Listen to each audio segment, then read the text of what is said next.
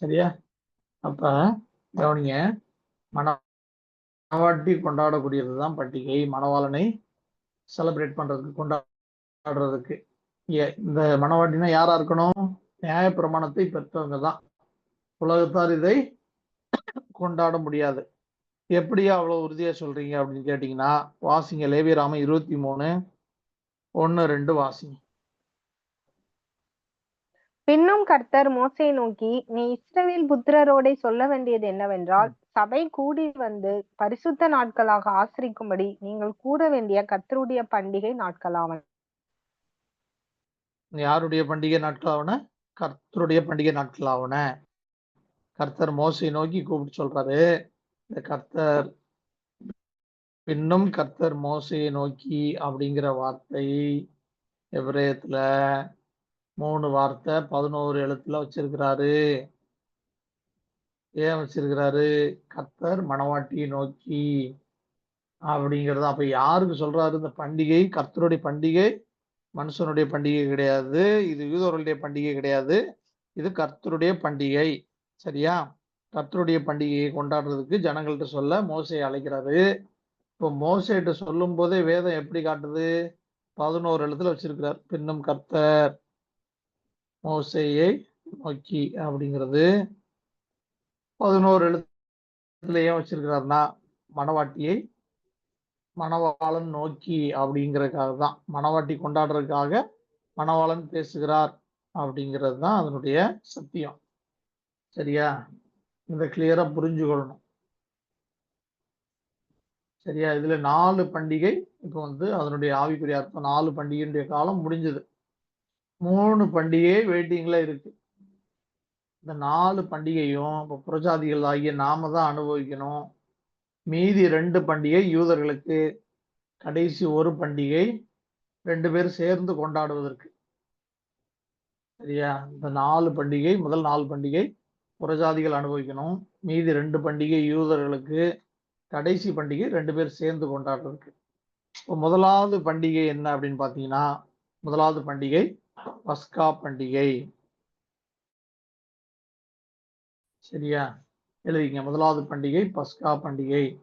2வது பண்டிகை புளிப்பில்லாத அப்ப பண்டிகை.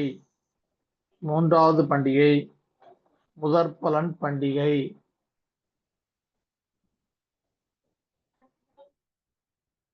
4வது பண்டிகை அறுப்பின் பண்டிகை. 5வது பண்டிகை எக்கால பண்டிகை. 6வது பாவ நிவர்த்தி பண்டிகை. 7வது கூடார பண்டிகை.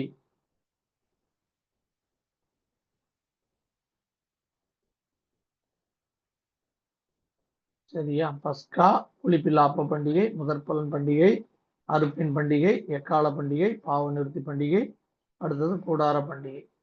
இப்ப நம்ம இருக்கிறது இந்த அறுப்பின் பண்டிகை காலத்துல தான் புறஜாதி சபையை உள்ள கொண்டு வந்து இப்படி இஸ்தர்லாம் கூட்டி சேர்த்துட்டு வர்றாரு. இப்ப மீதி இருக்கிறது எக்கால பண்டிகை. இதுலதான்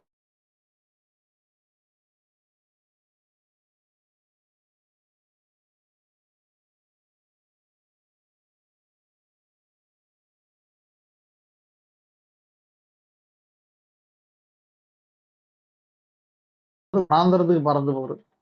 முதல் 3 வருட முடிவுல நடக்கிறது. அதற்கு அப்புறம் தான் இந்த பாவ நிவர்த்தி பண்டிகை இருக்கு பாருங்க, 6வது பண்டிகை. இதனுடைய காலத்துல தான் யூதர்களுடைய மீட்பு. அடுத்து பிரஜாதியிலிருந்து மீட்கப்பட்டவர்களும் யூதர்களில் சேர்ந்து கொண்டவர்களும் சேர்ந்து கொண்டாடுறது தான் கூடார பண்டிகைன்னு அனுபவம். சரியா?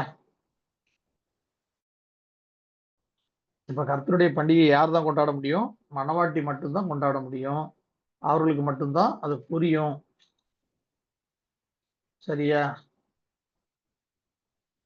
கடைசி நாட்கள்ல கர்த்தர் சொல்லியிருக்கார், வேத வாக்கியங்களை ஆராய்ந்து பாருங்கள் அப்படின்னா நம்ம எல்லாருமே வார்த்தைக்கு திரும்பிதான் ஆகணும். வார்த்தைக்கு திரும்பணும் அப்படின்னு சொல்லும்போது வார்த்தை எதுலதான் எழுதி கொடுக்கப்பட்டது? மூலமொழியாகிய எபிரேயத்தில் தான் எழுதி கொடுக்கப்பட்டது. ஆகவே நம்ம ஆண்டவர் சொன்ன அர்த்தத்தை அப்படியே புரிஞ்சு கொள்றதுக்கு எபிரேயத்துக்கு தான் எல்லாருமே திரும்பி ஆகணும். ஏன் திரும்பி ஆகணும் அப்படின்னா, அது மாறாமல், அதுதான் மாறாமல் பிரிவினை இல்லாமல் பரிசுத்தாவினால் எழுதப்பட்டு அப்படியே இருக்கு. மற்ற லாங்குவேஜுக்கு மொழி மாற்றம் பண்ணும்போது இந்த மொழிபெயர்ப்பாளருடைய இன்ஃப்ளூயன்ஸ் வந்து அதுல வந்து சில இடங்கள்ல இருக்கு, சில இடங்கள்ல மாறி இருக்கு. அதை புரிஞ்சுக்கொள்ளணும். சரியா?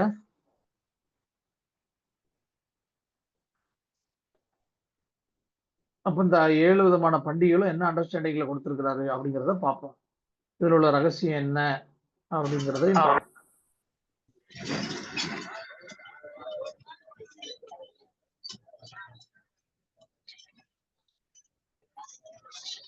சரியா? உங்க மைக்க டவுட் வந்து ஆன் பண்ணி கேளுங்க, மற்றபடி உங்க மைக்க ஆஃப் பண்ணிக்கங்க. சரியா? இப்ப 7 பண்டிகையில முதலாவது பண்டிகை என்ன பண்டிகை? பஸ்கா பண்டிகை. இந்த பஸ்கா பண்டிகைன்னு சொல்லி பார்க்கும்போது இந்த பஸ்கா 2 காரியத்துக்காக கொடுக்கப்பட்டது. அதாவது முதல் இந்த ஒரு 7 பண்டிகையில இந்த ஒரு பண்டிகை மட்டும்தான் 2 தடவை கொண்டாடலாம். அதாவது முதலாவது பஸ்கா கொண்டாட முடியாதவர்கள், தீட்டுப்பட்டவர்கள் முதலாவது பண்டிகை கொண்டாடவிட்டால் எதை கொண்டாடலாம்? அடுத்த மாசம் 14ஆம் தேதி மறுபடியும் 2வது தடவை இந்த பஸ்காவை ஆசரிக்கலாம். சரியா? மற்ற பண்டிகைலாம் அப்படி 2வது ஆப்ஷன் கிடையாது. 2வது தடவை கொண்டாட முடியாது. இந்த பஸ்கா பண்டிகை மாத்திரம் முதலாவது தீட்டுப்பட்டா என்ன பண்ணலாம்? 2வது தடவை கொண்டாடலாம்.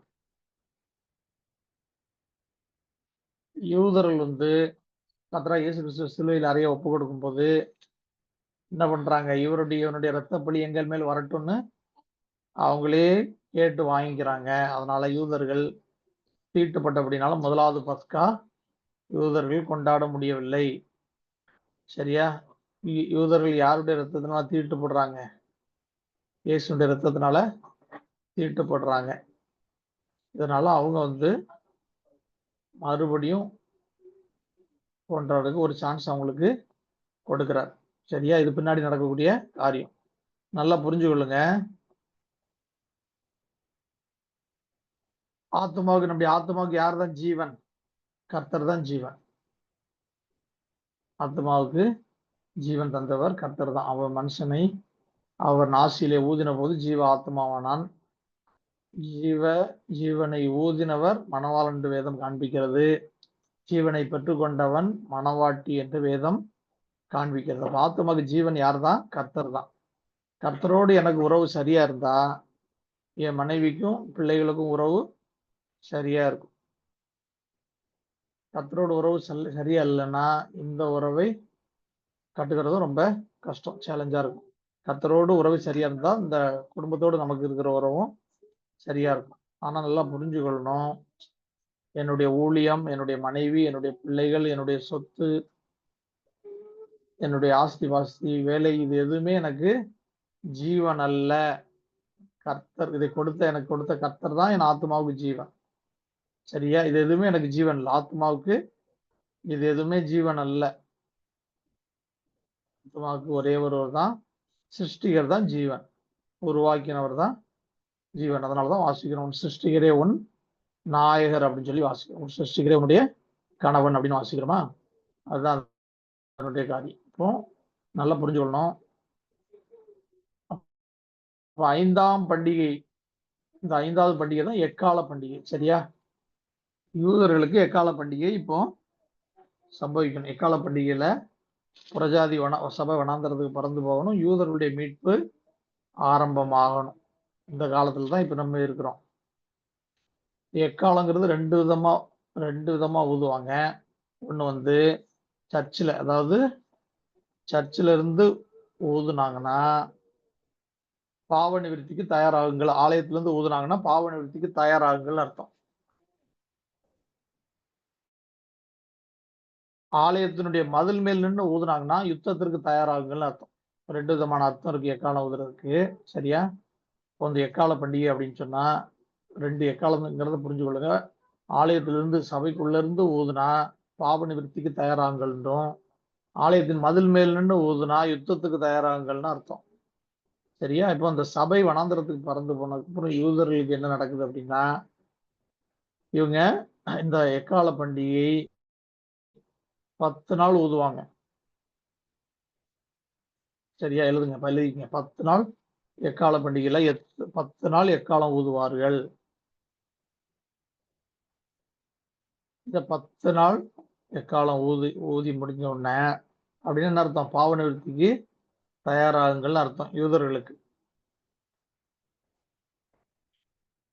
இந்த யூதன் என்ன பண்ணுவான்? வருஷம் முழுவதும் செய்த பாவத்தை நினைவு கொண்டு வந்து இந்த ஆசாரியர்களிடம் சொல்லும்போது அவர்கள் அதற்கு அந்த பாவ நிவர்த்திக்கு என்ன பரிகாரம், என்ன பலி செலுத்தணும்னு சொல்லுவாங்க. அதுதான் பாவ நிவர்த்தி சீட்டு கொடுப்பாங்க. இப்போ 5 நாள், அடுத்த 5 நாள் பலி செலுத்துவாங்க. எழுதிக்கங்க. 5 நாள் பலி செலுத்தி ஜீவ புஸ்தகத்துல என் பேரை எழுதுங்க அப்படின்னு சொல்லி அவங்க மன்றாடுவாங்க. இப்போ 10 நாள் எக்காலம் ஊதி அடுத்த 5 நாள் பாவ நிவர்த்தி செலுத்தி பாவ நிவாரணத்துக்காக பலி செலுத்தி அடுத்து 7 நாள் கூடார பண்டிகை கொண்டாடுவாங்க. நம்ம 10 நாள் எக்கால பண்டிகை, அடுத்து பாவ நிவர்த்தி செய்யறது, பலி செலுத்துறது 5 நாள் செய்வாங்க. அடுத்து 7 நாள் கூடார பண்டிகை. 10 + 5 + 7 22. 22 நாள் முடிஞ்ச உடனே 11 பெர்ஃபெக்டா முடிஞ்சிடும்.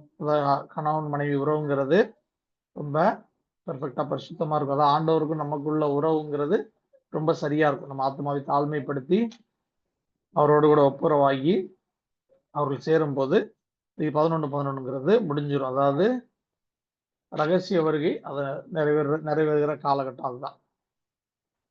சரியா? முதல்ல அதாவது நமக்கு அவர்கள் கொண்டாடுகிறது தான் அப்படி 10 நாள் எக்காலம் ஊதி 5 நாள் பாவ நிவர்த்திக்கு பலி செலுத்தி 7 நாள் கூடார பண்டிகை கொண்டாடுவாங்க. அதுதான் நமக்கு அவங்க ரகசிய வரிகளை சேர்ந்து கொள்ளும் போது தான் அது நடக்கும்.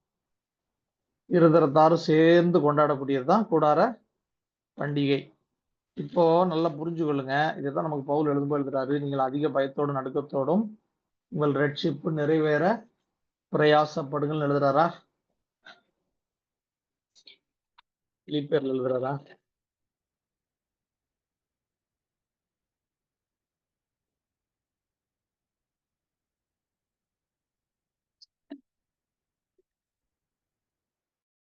உங்கள் ரட்சிப்பு நிறைவேற பிரயாசப்படுங்கள் அப்படின்னா அதுல 3 விதமான அண்டர்ஸ்டாண்டிங் இருக்கு. 3 ஸ்டெப் இருக்கு. சரியா? நாம் அறிந்திருக்கிறபடி பலிபீடம், பரிசுத்த ஸ்தலம், மகாபரிசுத்த ஸ்தலம், வழி, சத்தியம், ஜீவன் அப்படின்னு 3 ஸ்டெப் இருக்கா? அதே மாதிரி உங்கள் ரட்சிப்பு நிறைவேற பிரயாசப்படுங்கள் அப்படிங்கிறது 3 ஸ்டெப். ரட்சிப்புங்கிறது முதலாவது பலிபீட அனுபவம். இந்த பலிபீட அனுபவத்துல அவரிடத்தில் வருகிறவர்களே அவர் புறம்பே தள்ளுவதில்லை. பலிபீட அனுபவத்துல எல்லாருக்கும் ரட்சிப்பு கேட்கிறவங்களும் கொடுப்பார், பாவ மன்னிப்பு கேட்கிறவங்களும் கொடுப்பார். ஆனா அடுத்து பரிசுத்த ஸ்தலத்துக்குள்ள போகணும் அப்படின்னு சொன்னா தெரிந்து கொள்ளப்பட்டிருந்தா தான் முடியும். நீங்கள் முன்குறிக்கப்பட்டிருந்தா தான் முடியும். ஆவிக்குரியவர்களுக்கு மட்டும்தான் அந்த பிரித்தெடுக்கப்பட்ட வாழ்க்கை அவங்க தான் அந்த ரட்சிப்பு நிறைவேற அடுத்த கட்டத்துக்கு போவாங்க. ரட்சிப்பு நிறைவேற பிரயாசப்படுங்கள். 3 ஸ்டெப் இருக்கா? ரட்சிப்புங்கிறது பலிபீட அனுபவத்தில் இல்லாம பாவ மன்னிப்பின் அனுபவத்தை பெறுவது. அடுத்து நிறைவேறங்கிறது பரிசுத்த ஸ்தல அனுபவத்துக்குள்ளாக சத்தியத்தை கை கொள்றதுக்காக உள்ளே போறது. அடுத்து பிரயாசப்படுங்கள் அப்படிங்கிறது மகாபரிசுத்த ஸ்தல அனுபவத்துக்குள்ளாக போகிறது. அதுக்கு போகணும்னா நம்ம என்ன பண்ணணும்? பிரயாசப்படணும். பரிசுத்த ஸ்தலத்துக்குள்ள வந்துதான் மகாபரிசுத்த ஸ்தலத்துக்கு போக முடியும். இங்க உள்ள வந்தீங்கன்னா பரிசுத்த ஸ்தலத்துக்குள்ள ஒரு பக்கம் குத்து விளக்கு மெனோரா, ஒரு பக்கம் தோரா, இடது பக்கம் குத்து விளக்கு, வலது பக்கம் பரிசுத்த சம்மேஜை, பரிசுத்த தேவ சமூகத்து அப்பங்கள் இருக்கும். சரியா? இந்த குத்து விளக்குடைய வெளிச்சத்துல இந்த அப்பத்தை அவங்க சாப்பிடணும். நமக்கு வேத பிரமாணத்தினுடைய வெளிச்சத்துல நம்ம ஆத்ம மன்னவாகிய வசனத்தை திருவசனத்தை நம்ம எடுத்து அதுல இருக்க சத்தியத்தை நம்ம சாப்பிடணும். இதை சாப்பிடும்போது ஒழுங்கா வேதத்தை படிச்சு இதை ஒழுங்கா செஞ்சோன்னு ஆத்மாவுக்கு தேவையான மன்னாவை கொடுத்தா ஜீவன் கிடைக்கும். அதாவது வழி சத்தியம் ஜீவன் 3 விதமா பிடிச்சுங்க. அதுல பலிபீடம் பரிசுத்த ஸ்தலம் மகாபரிசுத்த ஸ்தலம் சொல்லி போட்டுக்குங்க. இன்னொரு பக்கத்துல ரட்சிப்பு நிறைவேற பிரயாசப்படுங்கள் அப்படின்னு இந்த 3 பாயிண்டையும் கனெக்ட் பண்ணிக்கோங்க. தேவையானது ஒண்ணுதான் ஆத்மாவுக்கு. மரியாள் தன்னை விட்டு எடுபடாத நல்ல பங்கை தெரிந்து கொண்டா. இந்த ஒழுங்கா செஞ்சா சரீரத்துக்கு சரீரத்தின் தேவைகளை நான் சந்திப்பேங்கிறார். உன் ஆத்மாவுக்கு தேவையானது ஒன்றுதான். அத ஆத்மாக்குரியதை கரெக்டா தேடித்தா சரீரத்துக்குரிய தேவைகளை நான் சந்திப்பேன்கிறார். சரியா? இதுதான் இந்த மகாபரிசுத்த ஸ்தல அனுபவம் தான் ஜெயங்கொள்ளுகிற அனுபவம். ஜெயங்கொண்டவர்கள் நான் ஜெயங்கொண்டு என் பிதாவுடைய சிங்காசனத்தில் அவரோடு கூட உட்கார்ந்தது போல ஜெயங்கொள்ளுகிறவன் எவனும் அவனும் என்னுடைய சிங்காசனத்தில் என்னோட கூட உட்காரும்படிக்கு அருள் செய்வேன்னு சொல்றாரு இல்லையா? அதான் சரியா? இப்போ லேவியராம 21:1 ஏற்கனவே வாசிட்டோம் இல்லையா? பின்னும் கர்த்தர் மோசையை நோக்கி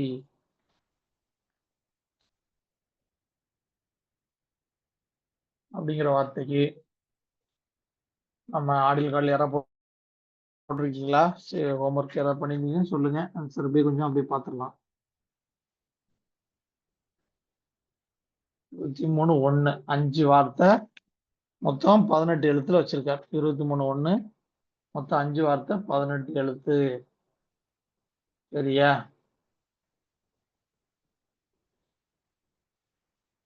இந்த 5 வார்த்தை 18 எழுத்து. பின்னும் கர்த்தர் மோசையை நோக்கி அப்படிங்கிற இந்த சென்டென்ஸ் வந்து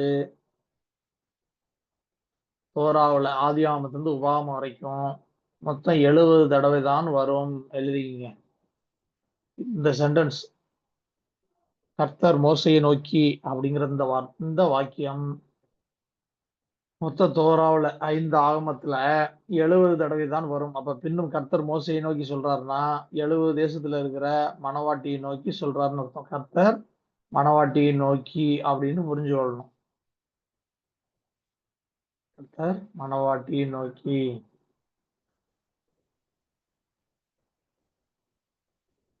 அஞ்சு வார்த்தைக்கும் சிங்கிள் போட்டீங்கன்னா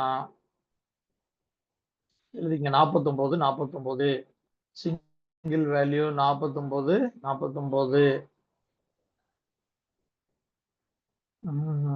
5 வார்த்தைக்கு 49 இல்ல 58 எழுதிக்க 58 58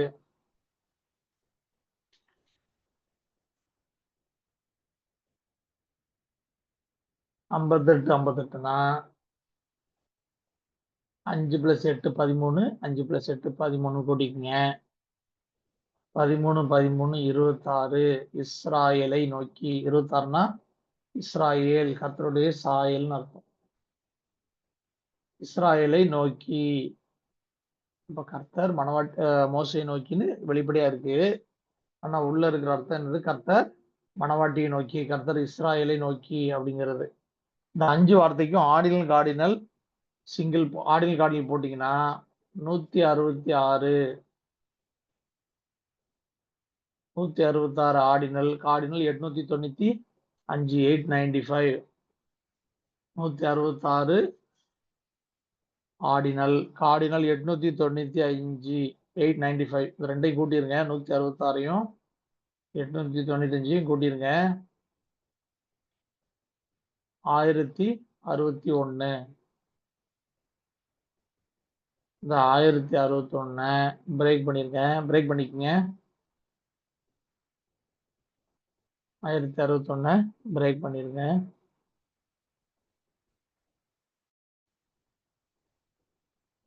989 989 plus 38 38 plus 17 17 989 plus 38 plus 17 17 989ங்கிறது முதல் 4 பண்டிகை. அதாவது பஸ்கால இருந்து இது வரைக்கும், பஸ்கால இருந்து அர்பின் பண்டிகை வரைக்கும். அடுத்தது இது வந்து பஸ்காங்கிறது என்னது, சிலுவை பலின்னு அர்த்தம். ஆதியாகமம் 1 இருக்கிற முதல் வார்த்தைக்கு வேல்யூ தான் பெரஷித். பெரஷித்ங்கிற வார்த்தை, அந்த வார்த்தைக்கு வேல்யூ தான் 989 989. அடுத்தது 38ங்கிறது மணவாளனை குறிக்கிறது. மணவாளனுடைய அப்போ பாலகன் குமாரன், ஒன்று வந்து இயேசு, இன்னொன்று இம்மானுவேலுடைய ஆஸ்பெக்ட்ல புரிஞ்சு கொள்ளணும். 38ங்கிறது 5, 6, 7வது பண்டிகைன்னு போட்டுக்கோங்க.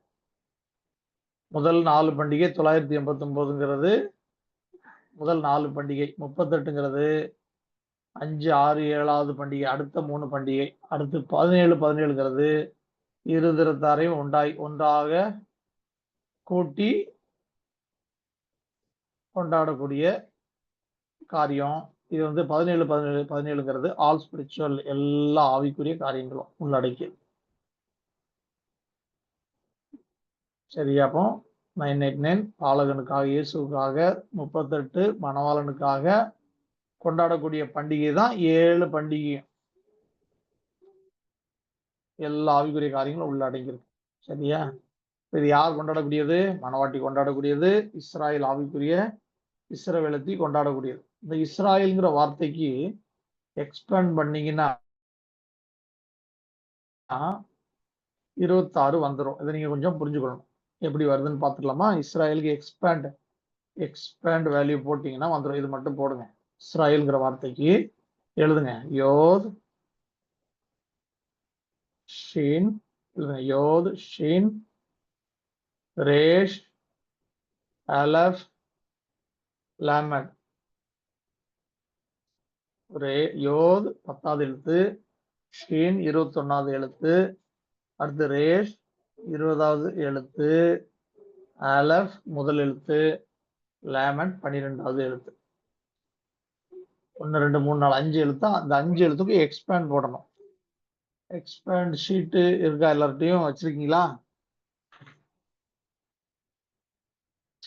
எக்ஸ்பேண்ட் ஷீட்டு இந்த புது குரூப்ல யார்கிட்டயா இருந்தால் அந்த புது குரூப்ல அனுப்பிச்சு விடுங்க. எக்ஸ்பேண்ட் ஷீட்டு ஒவ்வொரு எழுத்தும் ஒவ்வொரு வார்த்தையா மாறும்போது அதனுடைய வேல்யூ தனி. ஒவ்வொரு லெட்டரா ஒவ்வொரு எழுத்தா இருக்கும்போது ஆலஃப்னா மேல ஆர்டினல் 1, கார்டினல் 1. அதே ஆலஃப்க்கு எக்ஸ்பேண்ட் வேல்யூ வந்து ஒரு வார்த்தையா மாறும்போது அதனுடைய வேல்யூ வந்து 12, 12. ஆலஃப் எக்ஸ்பேண்ட் ஆகும்போது ஆலஃப் லாமட் பேஸ் ஆஃப் இட் அப்படின்னு 3 எழுத்தா வரும். ஆலஃப் வார்த்தையா மாறும்போது அதனுடைய வேல்யூ வந்து 12, 12. அதனுடைய சிங்கிள் வேல்யூ தான் எக்ஸ்பேண்ட் வேல்யூன்னு சொல்லுவோம். அப்ப ஆலஃப் உடைய இது எக்ஸ்பேண்ட் வேல்யூ எத்தனை? 12, 12. அதே மாதிரி 22 எழுத்துக்கும் ஒரு எக்ஸ்பேண்ட் வேல்யூ இருக்கு. அதை போடுங்க.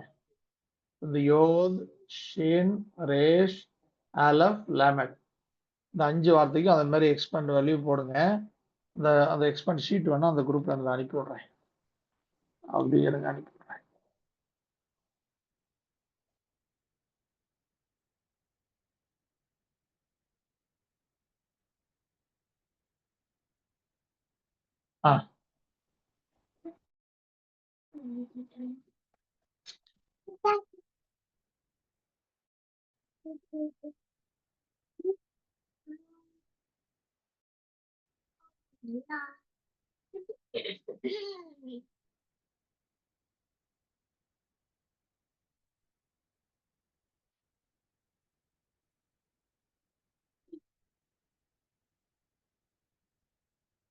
அந்த வின்சிஸ்டர் உங்களுக்கு வாட்ஸ்அப்ல அனுப்பியிருக்கேன் பாருங்க. ஏன்னா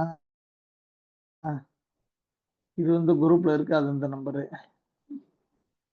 அதை நீங்க அப்படியே அந்த குரூப்ல அனுப்பிச்சு விட்டுருங்க. புது பைபிள் ஸ்டடி குரூப்ல புது குரூப்ல அனுப்பி விட்டுருங்க. எல்லாரும் பார்த்துக்கிட்டும் போடுங்க. அதை பார்த்து போடுங்க. இந்த 5 எழுத்துக்கும் உள்ள எக்ஸ்பேண்ட் வேல்யூ அதில் இருக்கும். அதை பார்த்து போடுங்க. அப்போ அதில் நீங்க பார்த்தீங்கன்னா யோதுக்கு பார்த்தீங்கன்னா 10வது எழுத்து யோதுக்கு பார்த்தீங்கன்னா அதனுடைய எக்ஸ்பேண்ட் வேல்யூ அங்கே இருக்கும். 11, 11 இருக்கும். அடுத்து ஷீன் 21வது எழுத்துக்கு எக்ஸ்பேண்ட் வேல்யூ பார்த்தீங்கன்னா அதில் பாருங்க 9, 9ன்னு இருக்கும். அப்போ அதை தனியாக எடுத்து எழுதணும். அந்த யோதுக்குள்ள 11, 11, ஷீனுக்குள்ள 9, 9 எடுத்து எழுதணும். அடுத்தது அதே மாதிரி அடுத்து என்ன வருது, ரேஷுக்குள்ள எக்ஸ்பேண்ட் வேல்யூ 6 6ன்னு இருக்கும், அந்த 6 6 எடுத்து எழுதணும். அடுத்தது ஆலஃபுக்கு சிங்கிள் எக்ஸ்பேண்ட் வேல்யூ 12 12. அடுத்து லேமண்டுக்கு எக்ஸ்பேண்ட் வேல்யூ 11 11. இப்போ இந்த 5 நம்பர்ஸையும் கூட்டி ஒரு நம்பர் வரும். என்ன நம்பர் வருதுன்னு சொல்லுங்க.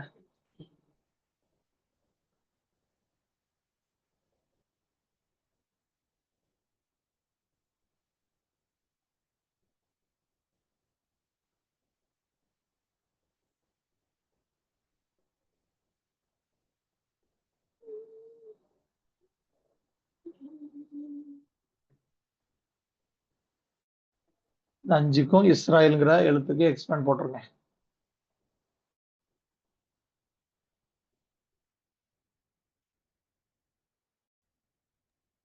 ஐயா ஒரு டவுட், எக்ஸ்பேண்ட்னா அதே மாதிரி ஆர்டினல் கார்டினல் சிங்கிள் போடணுமா?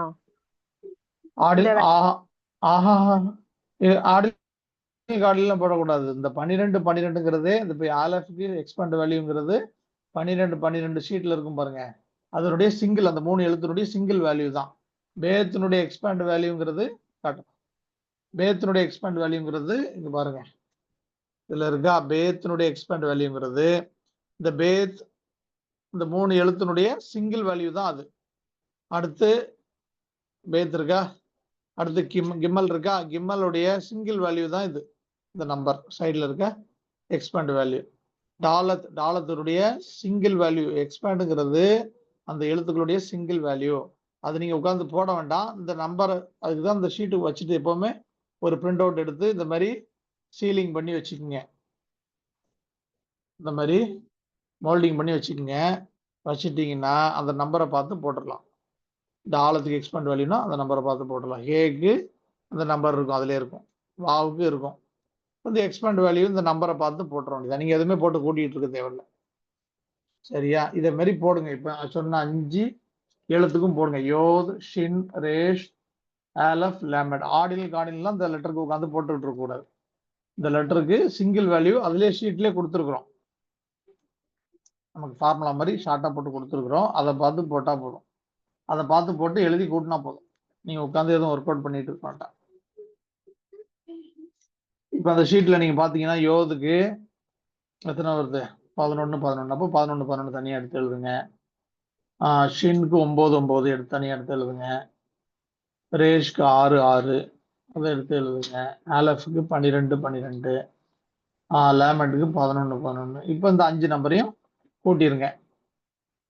வழக்கமா ஆர்டினல் கார்டில் கூட்டுற மாதிரி இந்த 5 நம்பரையும் மொத்தமா கூட்டிருங்க. ஐயா 51 கூட்டினீங்கன்னா எவ்வளவு வருது? 51. மைக்க சொல்லிட்டு வரலையே, 51 வராத. கரெக்டா போடுங்க. 22 22 22 22 single to single, single to single கூட்டினீங்கன்னா 22 22. அப்படியே மொத்தமா கூட்டினா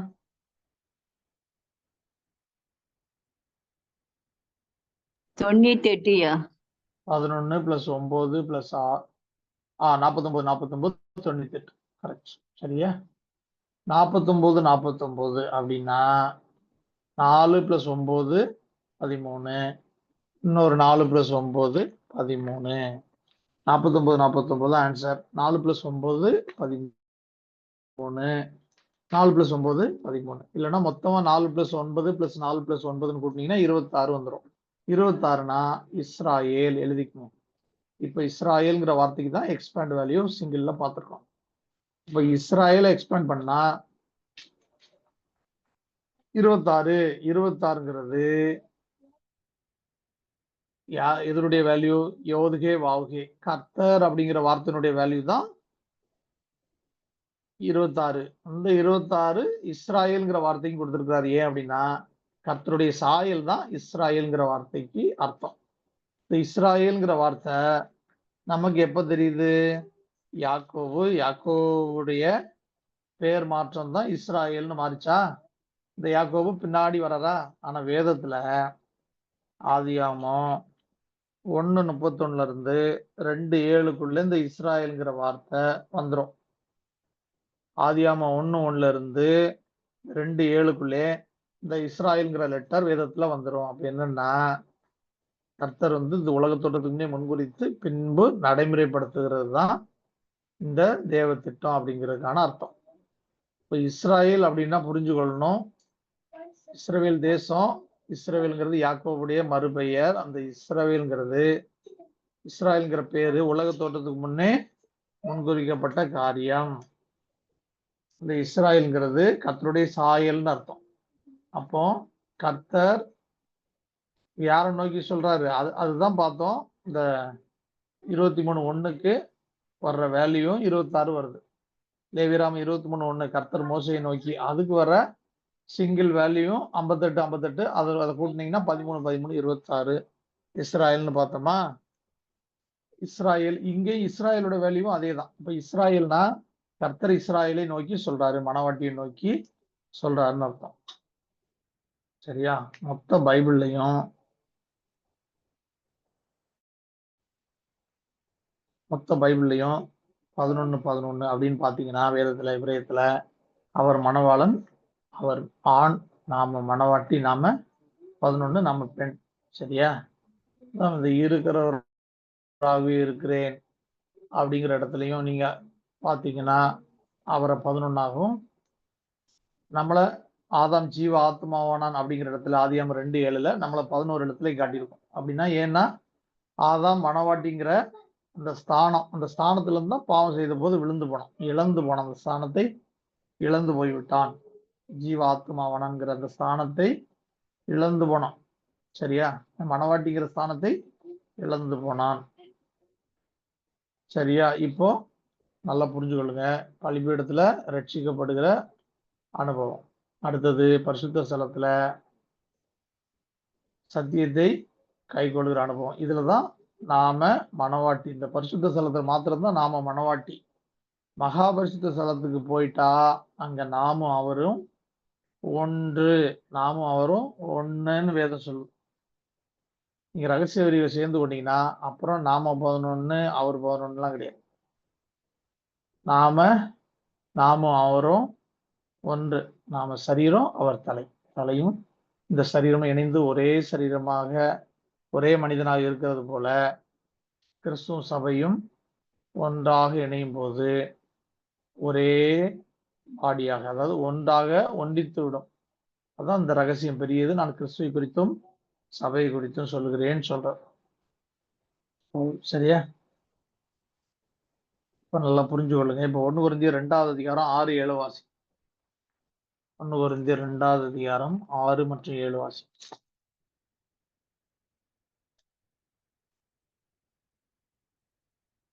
அப்படி இருந்தும் தேறினவர்களுக்குள்ளே ஞானத்தை பேசுகிறோம், இப்பிரபஞ்சத்தின் ஞானத்தையும் அழிந்து போகிறவர்களாகி இப்பிரபஞ்சத்தின் பிரபுக்களுடைய ஞானத்தையும் அல்ல. உலக தோற்றத்திற்கு முன்னே தேவன் நம்முடைய மகிமைக்காக ஏற்படுத்தினதும் மறைக்கப்பட்டதுமாயிருந்த ரகசியமான தேவன் ஞானத்தையே பேசுகிறோம். ஆமென். ரகசியமான தேவ ஞானத்தையே பேசுகிறோம். அந்த ரகசியமான தேவ ஞானம் என்னன்னு பார்ப்போம். 13வது வசனத்தை வாசிங்க. 13வது வசனம். அவைகளை நாங்கள் மனுஷ ஞானம் போதிக்கிற வார்த்தைகளாலே பேசாமல் பரிசுத்தாவி போதிக்கிற வார்த்தைகளாலே பேசி ஆவிக்குரியவைகளை ஆவிக்குரியவைகளோட சம்பந்தப்படுத்தி காண்பிக்கிறோம். ஆமென். அவைகளை நாங்கள் மனுஷ ஞானம் போதிக்கிற வார்த்தைகளாலே பேசாமல் பரிசுத்தாவி போதிக்கிற வார்த்தைகளாலே பேசி ஆவிக்குரியவர்களோட சம்பந்தப்படுத்தி காண்பிக்கிறோம். பரிசுத்தாவி போதிக்கிற வார்த்தைகளாலே அப்படின்னா நீங்க ஒரிஜினல் வார்த்தைக்கு தான் வரணும். அதுதான் இருக்கிற பிரகாரம் மாறாமல் இருக்கிறது. வேதத்துல நீங்க பரிசுத்த வேத எழுத்துக்கள்னு வாசிக்கிறீங்களா? தீமோத்தேயுல சொல்றாருல, அந்த பரிசுத்த வேத எழுத்துக்களை நீ சிறு முதல் அறிந்தவன் என்றும் உனக்கு தெரியும்னு சொல்றாரா? நீங்க பரிசுத்த வார்த்தை, பரிசுத்த வேத எழுத்து அப்படின்னா எபிரேயத்துக்கு தான் வந்தாகும். ஏன்னு சொன்னா அதுதான் ஆண்டவர் கொடுத்தது. இதெல்லாம் நம்ம மொழி மாற்றம் பண்ணி கொண்டது. அதை வாசிக்க வேண்டாம், நீங்க ரெஃபரன்ஸ் குறிச்சுக்கங்க. 2 தீமோத்தேயு 3, 15, 16 வேத வாக்கியங்கள்லாம் தேவாவினால் அருளப்பட்டிருக்கிறது.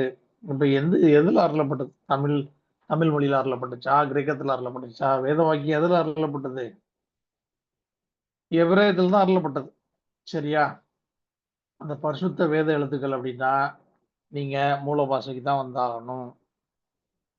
பரிசுத்த ஆவி போதிக்கிற வார்த்தைகளாலே பேசி ஆவிக்குரியவர்களோட சம்பந்தப்படுத்தி காண்பிக்கணும் அப்படின்னா ஒரிஜினல் தெரிந்தாதான் உள்ளதை உள்ளபடி சொல்ல முடியும். இல்லாவிட்டா நம்ம யூகத்துல சொல்லலாம்,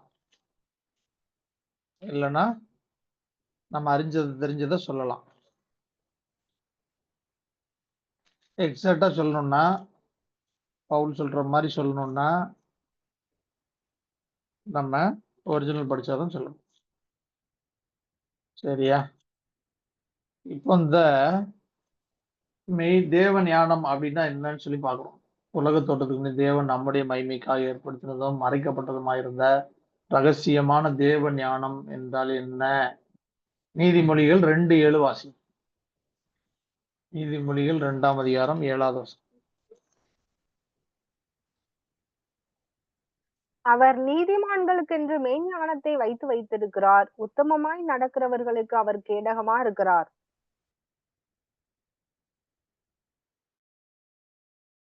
இந்த நீதிமான்களுக்கு என்றுதான் மெய் ஞானத்தை வைத்து வைத்திருக்கிறார். இந்த மெய் ஞானம் தான் தேவ ஞானம்.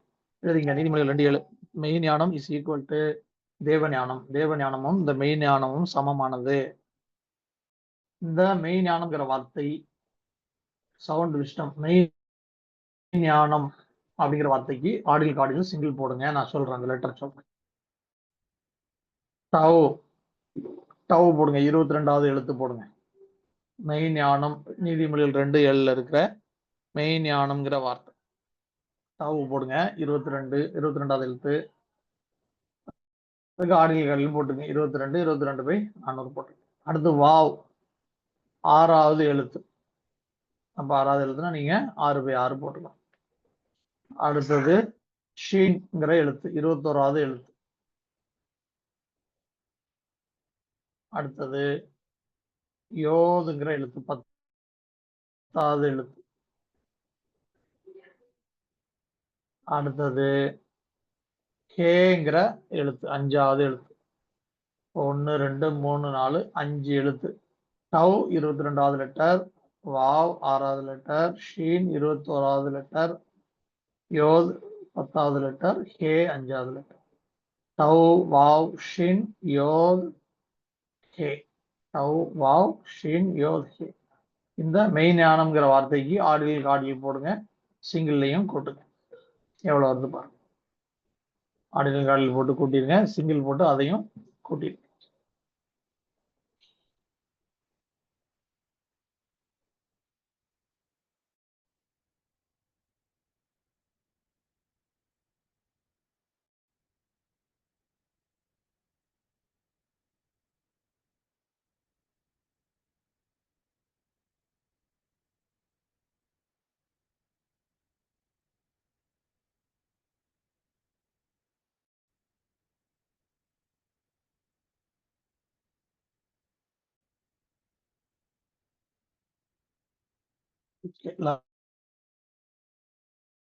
போட்டு சொல்லுங்க. ஆடியில் காடியில் உள்ளது சிங்கிள் உள்ளது.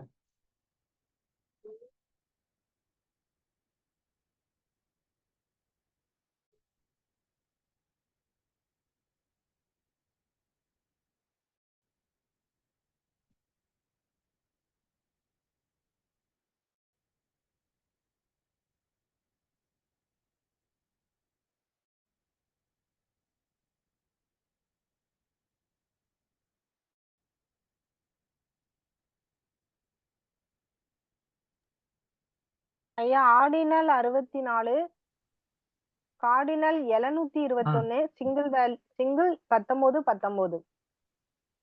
Very good, correct. 64 721 இதான் ஆர்டினல் கார்டினல். 64 பிரேக் பண்ணிக்கங்க. 38 + 26.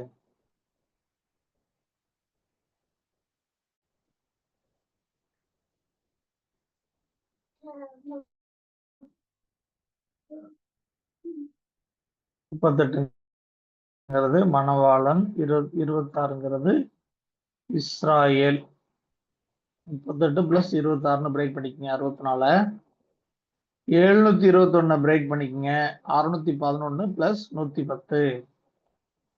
611 தோரா 110னாலும் இந்த இடத்துல 110ங்கிறது ஆலயத்தையும் குறிக்கும் தோராவையும் குறிக்கும். இந்த இடத்துல தோரா 611ங்கிறதும் தோரா, 111 110ங்கிறது தோரா. இந்த இடத்துல 110 0 எடுத்தீங்கன்னா 11 மணவாட்டிக்கு.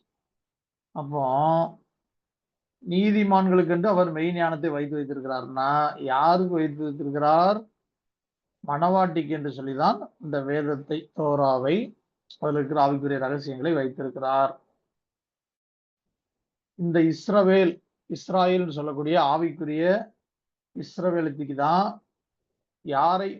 யாரை மெய்ஞானமா வச்சிருக்கிறாரு? மணவாளனை தான் நம்முடைய ஆத்மாவுக்கு மெய்ஞானம் யாருன்னு சொன்னா மணவாளன் தாங்க. கர்த்தர் தான் மெய்ஞானம். ஆத்மாவுக்கு மெய்ஞானம் கர்த்தரும் அவருடைய வேதமும் தான். இது யாருக்கு? ஆவிக்குரியவர்களுக்கு, மணவாட்டிக்கு. இப்ப மெய்ஞானங்கிறது அதனுடைய இன்னொரு பகுதி என்ன? 19 சிங்கிள். 19னா 38 மணவாளன் அவருக்குள்ள அவர் 19 பாதி, நாம 19 பாதி. அவர் தலை, நாம சரீரம். இப்ப மெய் ஞானம் தேவ ஞானம் அப்படின்னாலே என்னன்னு சொல்லி புரிஞ்சு கொள்ளுங்க. அவர் பாதி, நாம பாதிங்கிறது தான் ரகசியம். இந்த ரகசியம் பெரியது. நான் கிறிஸ்துவை பற்றியும் சபையை பற்றியும் சொல்லுகிறேன். அவர் தலை, நாம சரீரங்கிறது தாங்க தேவ ஞானம், மெய் ஞானம். அது யாருக்குன்னா மெய் ஞானம் நீதிமான்களுக்கு என்று வைக்கப்பட்டிருக்கிறது. மெய் ஞானத்தை வைத்து வைத்திருக்கிறார். யார் நீதிமான்கள்? யாரு? மணவாட்டிக்கு தான். மணவாட்டிக்கு மெய் ஞானம் எது? அவரை தலையாக பற்றி கொண்டு தலையாய கிறிஸ்துவுக்குள் எல்லாவற்றிலும் நாம் வளர்வுகளாக இருக்க வேண்டும் என்றே அப்படி அவருக்குள்ள அவரை மணவாளனாக கொண்டு அவரை அறிகிற அறிவில் விருத்தி அடைவது தான் நம்ம ஆத்மாவுக்கு மேன்மை. நம்ம ஆத்மாவுக்கு கிடைக்கக்கூடிய மெய் ஞானம் யார் தான்? மணவாளன் தான். ஆத்மாவுக்கு கிடைக்கக்கூடிய மெய் ஞானத்துக்காக கொடுக்கப்பட்டது தான் ஆவிக்குரிய வேதம். அதிலே மறைந்திருக்கிற மணவாளன் தான் நம்ம ஆத்மாவுக்கு பொக்கிஷம். சரியா? நீங்க ஊழியம் செய்யறது, நாம ஊழியம் செய்யறது நம்முடைய மாம்ச சுவாபம் மாறாமலேயே நம்ம ஊழியம் செய்யலாம். ஆனால் நீங்க கர்த்தரோடு உறவுல சரியா இல்லாம தேவ மகிமை அடைய கூடவே கூடாது, முடியவே முடியாது. அப்ப ஊழியம் செய்யலாம். நம்முடைய சொந்த சுய சுவாபம் மாம்ச சுவாபம் மாறாமலே ஊழியம் செய்யலாம். கர்த்தருக்காக ஓடலாம், 24 hours பிஸியா இருக்கலாம். ஆனால் நம்ம வேதம் நம்ம உறவில் அவரோட கூட சரியா இல்லாம அவருடைய மைமின் சாயலை நம்ம அடைய முடியுமான்னு கேட்டா வேதம் சொல்லுது நோ, முடியவே முடியாது. இந்த பரிசுத்த ஸ்தலம் அப்படிங்கிற அனுபவம் என்னுடைய சுயத்தை உடைக்கிறதும் அந்த பரிசுத்த ஸ்தல அனுபவம். உங்களுடைய கேரக்டரை தான் வந்து அடிக்கும், நம்முடைய கேரக்டர் தான் வந்து அடிக்கும். வசனம் புறப்பட்டு வரும்போது அது நம்முடைய சுயத்தை உடைத்து நம்மை உருவாக்கும். எப்படி ஒரு சிற்பி அடிச்சு அந்த சுத்தியை வச்சு ஒளியை வச்சு அடிச்சு அடிச்சு அடிச்சு ஒரு சிற்பத்தை தான் விரும்புகிறபடி உருவாக்குறானோ அதை போல நாம இடம் கொடுத்தாதான் முடியும். அடிக்கப்படுவதற்கு நாம இடம் கொடுத்தால் நாம் கர்த்தர் விரும்புகிறபடி உருவாக்கப்பட முடியும். சரியா? இப்ப தேவ ஞானம் மெய் ஞானம்னா என்னன்னு புரிஞ்சு கொள்ளுங்க. அவர் பாதி, நாம் பாதி. அவர் தலை, நாம சரீரங்கிறது தான் மெய் ஞானம். ஆத்மாவுக்கு ஆரோக்கியமான உபதேசம் அதுதான். சவுண்ட் விஸ்டம், ஆரோக்கியமான உபதேசம், மெய் ஞானம் என்ன? மனவளம் தான். அதாவது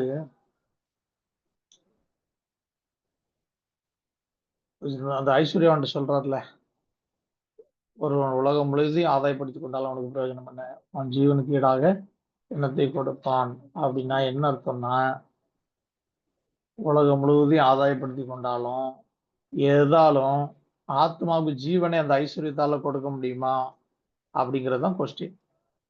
உலகம் முழுவதையும் ஆதாயப்படுத்தி கொண்டாலும் அந்த ஆத்மாவுக்கு ஜீவன் அந்த பணத்துல, சொத்துல, ஐஸ்வர்யத்துல, செழிப்புல இருக்கா அப்படின்னு பாத்தீங்கன்னா இல்லை என்பதுதான் உண்மை. ஆத்மாவுக்கு வேண்டியது ஜீவன். அந்த ஜீவன் யார்கிட்ட இருக்கு? கிறிஸ்துவில தான் இருக்கு, குமாரனில் தான் இருக்கு அந்த ஜீவன். அதை விட்டுட்டு நம்ம சரீரத்துக்கு உண்டான எல்லாத்தையும் சம்பாதிச்சுட்டு ஆத்மாவுக்கு போகும்போது, ஆத்மா வாழ்றதுக்கு சோர்ஸ் இல்லைன்னு சொன்னா, ஆத்மா எம்டியா போகும்போது அங்க சர்வே பண்ணணும். அதுதான் ஆண்டவர் கடைசியா சொல்லும்போது ஆலோசனை, ஐஸ்வர்யம் உள்ளவர்கள் இன்னும் ஐஸ்வர்யம் ஆகட்டும்னா சொன்னாரு.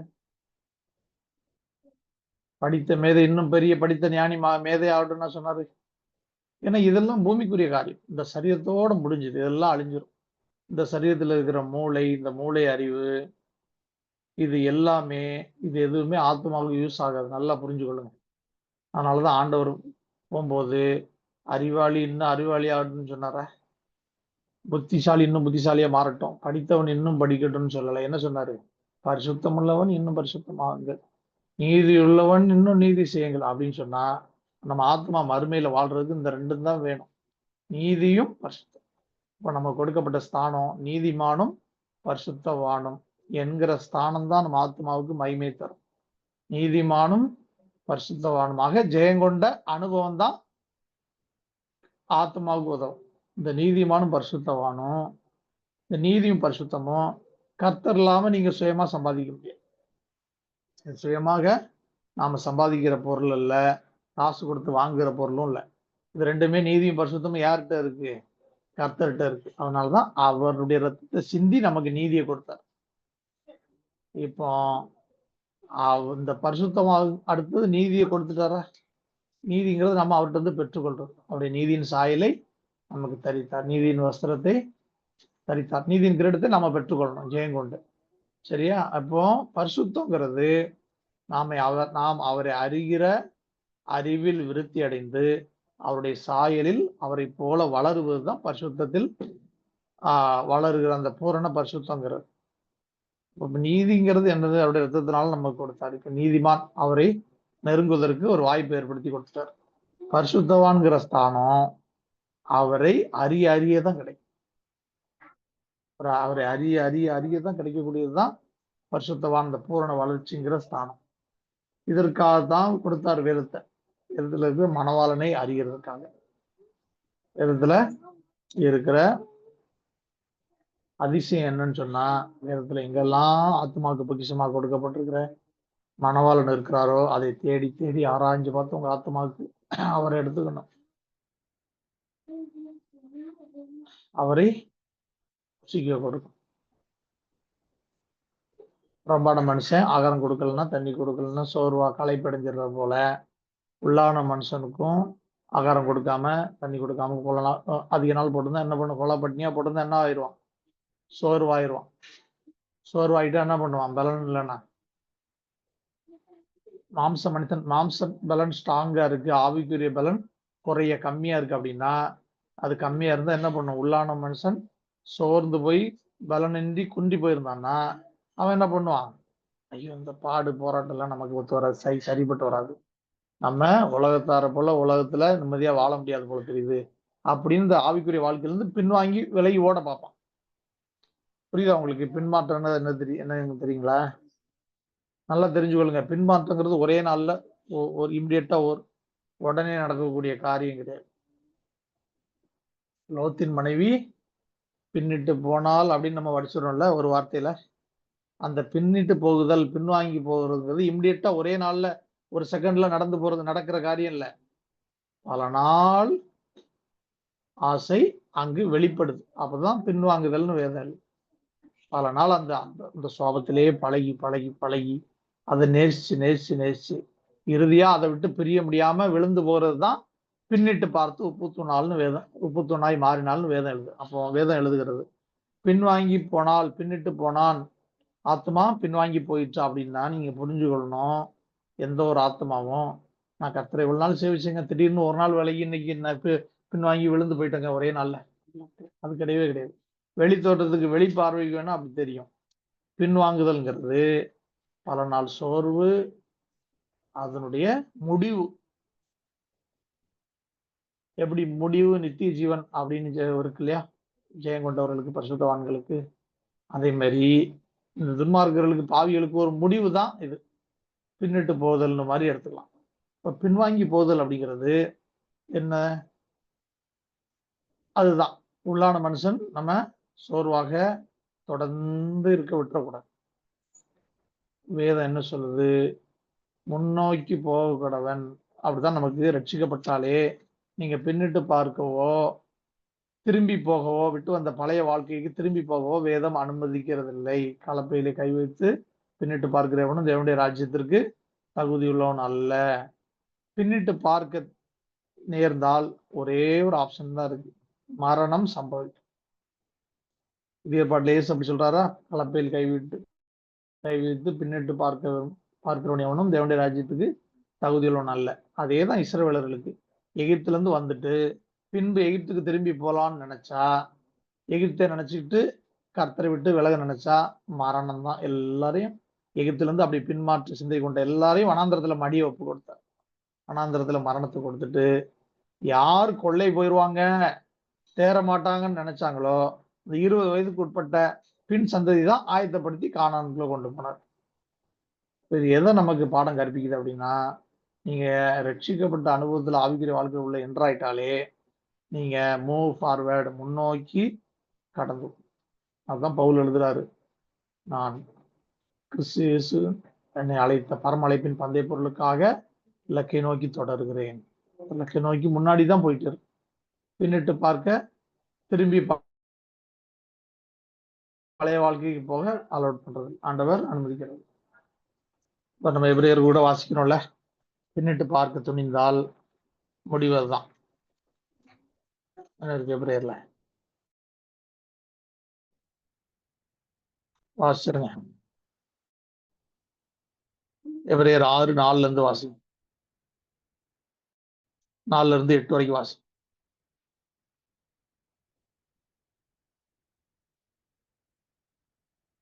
எபிரேயர் 6:4 இருந்து 8 வரைக்கும். ஏனெனில் ஒரு தரம் பிரகாசிப்பிக்கப்பட்டும் பரம ஈவை ருசி பார்த்தும் பரிசுத்த ஆவியை பெற்றும் தேவனுடைய நல் வார்த்தையையும் இனிவரும் உலகத்தின் பலன்களையும் ருசி பார்த்தும் மறுதலித்து போனவர்கள் தேவனுடைய குமாரனை தாங்களே மறுபடியும் சிலுவையில் அறைந்து அவமானப்படுத்துகிறபடியால் மனம் திரும்புவதற்கு ஏதுவாய் அவர்களை மறுபடியும் புதுப்பிக்கிறது கூடாத காரியம். மைக் ஆஃப் ஆயிடுச்சு, மைக் ஆன். ஐயா வாசிச்சு முடிச்சிட்டேன்ல, 8 வரைக்கும் வாசிக்கணுமா? 8 வரைக்கும் வாசி. எப்படி எனில் தன்மேல் அடிக்கடி பெய்கிற மழையை குடித்து தன்னிடத்தில் பயிரிடுகிறவர்களுக்கு ஏற்ற பயிரை முளைப்பிக்கும் நிலமானது தேவனால் ஆசீர்வாதம் பெறும். முள் செடிகளையும் முள் பூண்டுகளையும் முளைப்பிக்கிற நிலமோ தகாததாயும் சபிக்கப்படுகிறதற்கேற்றதாயும் இருக்கிறது. சுட்டரிக்கப்படுவதே அதன் முடிவு.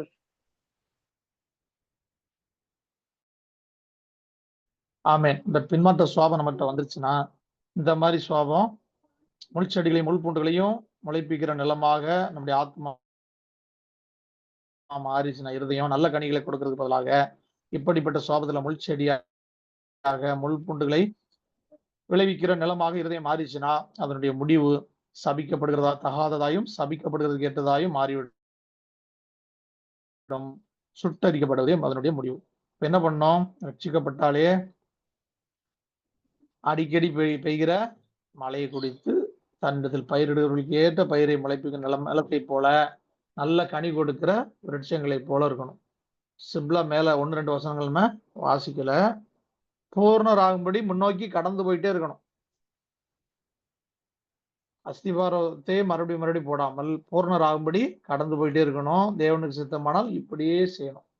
அதை விட்டுட்டு எப்படி பின்னோக்கி பழைய வாழ்க்கைக்கு போலாமா, அது ஆசீர்வாதமா இருக்குமா, இது நமக்கு செட் ஆகுற மாதிரி தெரியலையே அப்படின்லாம் யோசிச்சு பின்வாங்கி போனா விட்டு வந்த பழைய வாழ்க்கையும் வாழ முடியாது, நித்தியத்தையும் சுதந்திரிக்க முடியாது. இங்கேயும் அங்கேயும் 2 பக்கமும் கைவிடப்பட்ட நிலையா மாட்டிக்கும். ஆவிக்குரிய வாழ்க்கையில இதுல இருந்து மேல போனோம். யோவான் 1:1 இருந்து 1:5 வரைக்கும். சரியா? யோவான் 1:1 இருந்து 1:5 எப்பவுமே மறந்துடக்கூடாது. 5 இருந்து 1வது வசனத்துக்கு போனோம். யோவான் 1:1 இருந்து 1:5 எழுதிக்கங்க. அத நீங்க தெரியாம இருந்தீங்கன்னா எழுதிக்கங்க.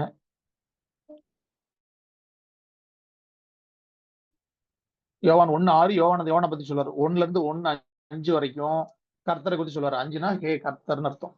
ஆதியிலே வார்த்தை இருந்தது, அந்த வார்த்தை தேவனிடத்தில் இருந்தது. 5ஆம் வசனத்துல இருந்து 1ஆம் வசனத்துக்கு போனோம். அந்த ஒளி இருளிலே பிரகாசிக்கிறது, இருளானது அதை பற்றிக் கொள்ளவில்லை. பாவ இருளிலிருந்து வெளிச்சத்துக்கு வரணும். இருளிலிருந்து வெளிச்சத்திற்கு, ஒளியின் இடத்திற்கு வரணும். அதுதான் முதலாவது இயேசுவை ஏற்றுக்கொள்ளுகிற அனுபவம். அடுத்து அந்த யெஷுவா, அது 5வது வந்து யெஷுவா, இயேசுன்னு போட்டுக்கங்க. அடுத்து 4வது வசனம் தோரா, அவருக்குள் ஜீவன் இருந்தது, அந்த ஜீவன் மனுஷருக்கு ஒளியா இருந்தது. தோரா, தோரானா வேதம், 5 ஆகமம், முதல் 5 ஆகமம். அதற்குள்ள கர்த்தர் இருக்கிறாரு. அது எப்படி இருக்கிறாருங்கிறத நம்ம ஆராய்ஞ்சு பார்க்கணும். அப்போ முதலாவது இயேசு ஏற்றுக்கொள்ளணும், சுவாசிச்சு. அடுத்து தோராக்கு வரணும். அடுத்து யாவே, சகலமும் அவர் மூலமாய் உண்டாயிற்று, உண்டானதுண்டும் அவரால் இல்லாமல் உண்டாகவில்லை. கர்த்தர், அந்த தோராவில் கர்த்தர் எப்படி இருக்கிறாருன்னு ஆராய்ஞ்சு பார்க்கணும். அதாவது இயேசுல இருந்து தோரா, தோரால இருந்து கர்த்தர் யாவே அங்க வரணும், அந்த இடத்துக்கு வரணும். அடுத்தது அங்கிருந்து அவர் ஆதியிலே தேவனோடு இருந்தார். தேவார், அவர் யாரு? ஆதியிலே திருத்துவத்தோடு இருந்தார். அந்த திருத்துவத்தோடு இருந்த அவர் யாரு? வார்த்தையாகிய கர்த்தர். வார்த்தையாகிய மணவாளன்ட்ட வரணும், வார்த்தைகிட்ட வரணும். அந்த வார்த்தை மணவாட்டிக்கு என்னெல்லாம் சொல்லியிருக்கு அப்படிங்கிற சத்தியத்தை ஏற்றுக்கொண்டு அதை கை கொள்ள வார்த்தை இடத்துல வரணும். அடுத்தது ஐ ஆம் த எலபென்ட், நானே 22 எழுத்தும், நானே ஆவியாய் இருக்கிற வார்த்தையாகிய மணவாளன். அதற்குள்ளாக நீங்க வார்த்தையாகி இருக்கிற ஆவிக்குரிய மணவாட்டி அப்படிங்கிற ஸ்தானத்துக்கு 1வது வசனத்துக்கு வரணும். அப்போ இயேசுல இருந்து தோரா, தோரால இருந்து கர்த்தர், கர்த்தர்ல இருந்து வார்த்தை, வார்த்தையில இருந்து எலபென்ட் டவ். ஐ ஆம் த எலபென்ட் டவ். திருச்சபைக்கு அவர் தன்னை வெளிப்படுத்தும் போது தமிழ்ல நானே அல்பாவும் ஒமேகாவுமா இருக்கிறேன்னு வெளிப்படுத்துவார். தமிழ்ல எழுதி மொழிபெயர்த்திருப்பாங்க. இந்த ஒரிஜினல்ல ஐ ஆம் த எலபென்ட் டவ், நான் ஆலஃபும் டவ்வுமாக இருக்கிறேன் அர்த்தம். சரியா? ஆலஃபும் டவ்வுமாக இருக்கிறேன். வெளிப்படத்தில் 1:11 சொல்லிருக்காருல, அல்பா ஒமேகாவும். இது அறியணும்னா உங்களுக்கு ஒரிஜினல் வேணும், வேதம் எபிரேயத்துல வேணும். சரியா? அவர் வெளிப்படுத்தல் 22:16 படி அவர் தாவீதின் வேரும் சந்ததியும் பிரகாசமுள்ள விடிவெளி நட்சத்திரமாய் இருக்கிறேன். இந்த இயேசுவை, மாம்சத்தில் வெளிப்பட்ட இயேசுவை அறிகிறதற்கு ஒரிஜினல் வேதம் தேவையில்லை. சரியா? ஆனால் அவருக்கு இன்னொரு பகுதி இருக்கு, குமாரன், ஆவியா இருக்கிற கர்த்தர். அந்த பகுதி உங்களுக்கு தெரியணும்னா அதற்கு ஒரிஜினல் வேதம் வேணும். அதுக்கு ரெஃபரன்ஸ் வெளிப்படுத்தும் விசேஷம் 22:13 எழுதிக்க. நான் அல்பாவும் ஒமேகாவும், ஆதியும் அந்தமும், முந்தினவரும் பிந்தினவருமா இருக்கிறேன். இதை பத்தி உங்களுக்கு தெரியணும்னு சொன்னா நீங்க ஒரிஜினலுக்கு தான் வந்தாலும். ஆனால் அவர் ரட்சிக்கப்படுவதற்கு, நாம ரட்சிக்கப்படுவதற்கு பாவ நிவாரண பலியா வந்தார் இல்லையா இயேசு, அதை அறிகிறதுக்கு 4 சுவிசேஷத்தை படிச்சாலே போதும், நீங்க மூல பாசைக்கு வர வேண்டியதில்லை. ஆனால் அவர் ஆல்பாவும் ஒமேகாவும், ஆதியும் அந்தமும், முந்தினவரும் பிந்தினவருமா இருக்கிறார். இதை அறியணும்னு சொன்னா உங்களுக்கு மூல வேதம் வேண்டும். சரி, அது இல்லாம முடியவே முடியாது. சரியா? அப்ப நம்ம எங்க இருந்து எங்க போனோம்? இதுல இருந்து, இயேசுல இருந்து இருளிலிருந்து வெளிச்சம், வெளிச்சத்திலிருந்து வேதம், வேதத்திலிருந்து கர்த்தர், கர்த்தர்ல இருந்து வார்த்தை, வார்த்தையிலிருந்து எலபென்ட், அந்த இடத்துக்கு போனோம். போனாதான் முடியும் இதுல சேர்ந்து கொள்றதுக்கு. இல்லாவிட்டால் ரொம்ப கஷ்டமாயிடும். லேவியராம 23:2 வாசிட்டோம்ல, 23:2. ஆமா, நீ இஸ்ரவேல் புத்திரரோடு சொல்ல வேண்டியது என்னவென்றால், சபை கூடி வந்து பரிசுத்த நாட்களாக ஆசரிக்கும்படி நீங்கள் கூற வேண்டிய கர்த்தருடைய பண்டிகை ஆவன, பண்டிகை நாட்கள் ஆவன அப்படிங்கிறது தான் 23:2. சரியா? 23:2ல 1, 2, 3, 4, 5 முதல் 6 வார்த்தை. முதல் 6 வார்த்தைக்கு இது போட்டீங்கன்னா, சிங்கிள் போட்டீங்கன்னா எழுதிக்கங்க. சிங்கிள் போட்டீங்கன்னா 82, 82, 82, 82, 82, 82னா 164. 164னா ஜீவ பலின்னு அர்த்தம். எழுதிக்கங்க.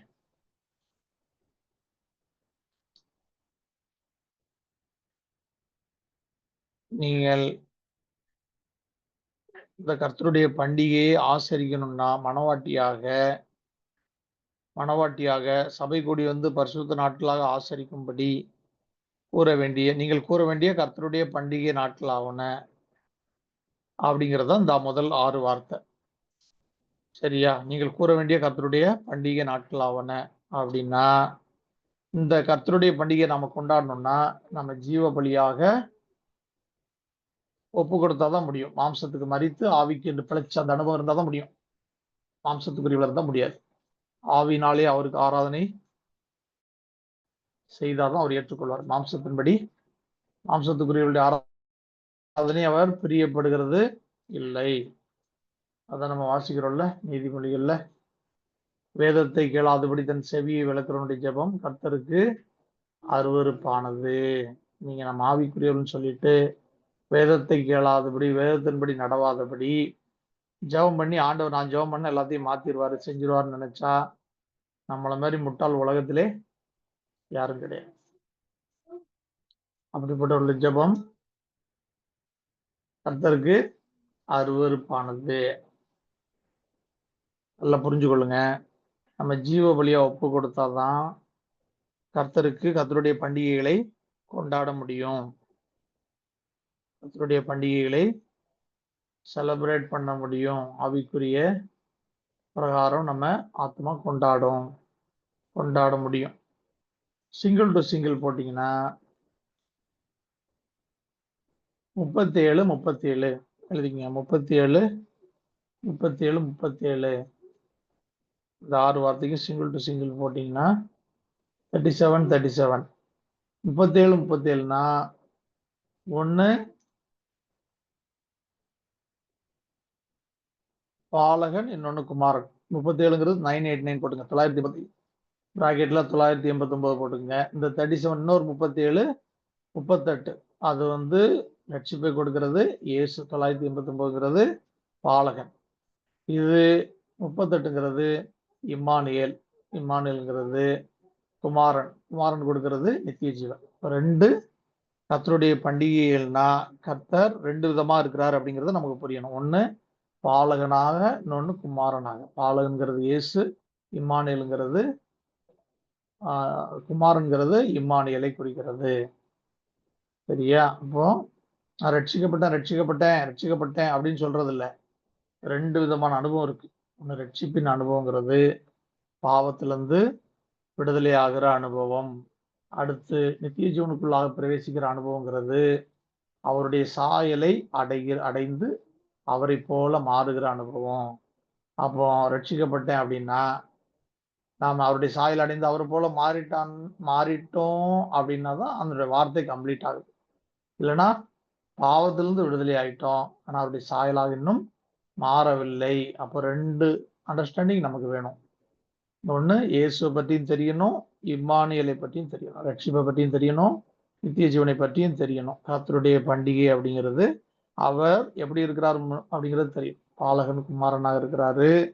அவருக்கு நாம ஆவிக்குரிய மனவாட்டியா இருந்தா, நம்ம ஜீவபலியை ஒப்பு கொடுத்திருந்தா அவருக்கு நாம அவரை கொண்டாடுறதுக்காக, அறிந்து கொள்றதுக்காக ஏறெடுக்கிறது தான் பண்டிகைகள் அப்படிங்கிறது முதலாவது புரிஞ்சு கொள்ளுங்க.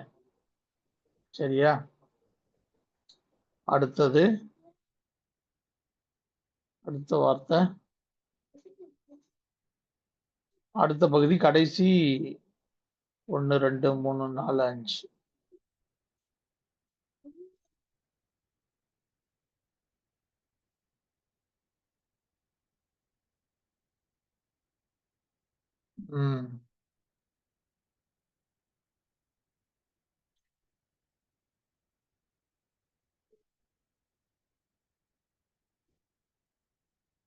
சபை கூடி வந்து பரிசுத்த நாட்களாக ஆசரிக்கும்படி.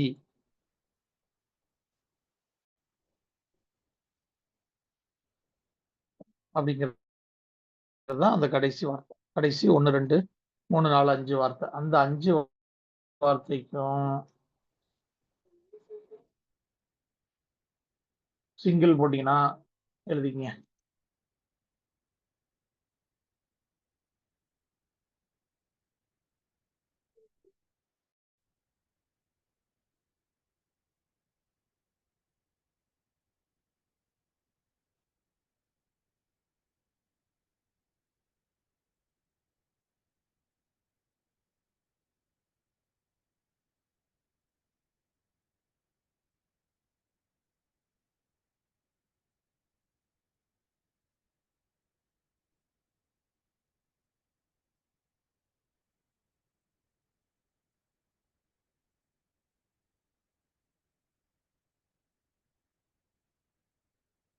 ஆமா, போட்டீங்கன்னா 1 2 3 4 5 75 ordinal cardinal 57 எழுதிக்கங்க. 75 ordinal cardinal 57.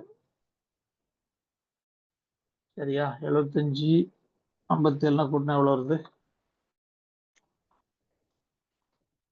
7 + 5 12, 5 + 7 12. 75 single value வந்து 75 57. சரியா? 75 57 எழுதிக்கங்க. அது என்னன்னா சபை கூடி வந்து பரிசுத்த நாட்களாக ஆசரிக்கும்படி.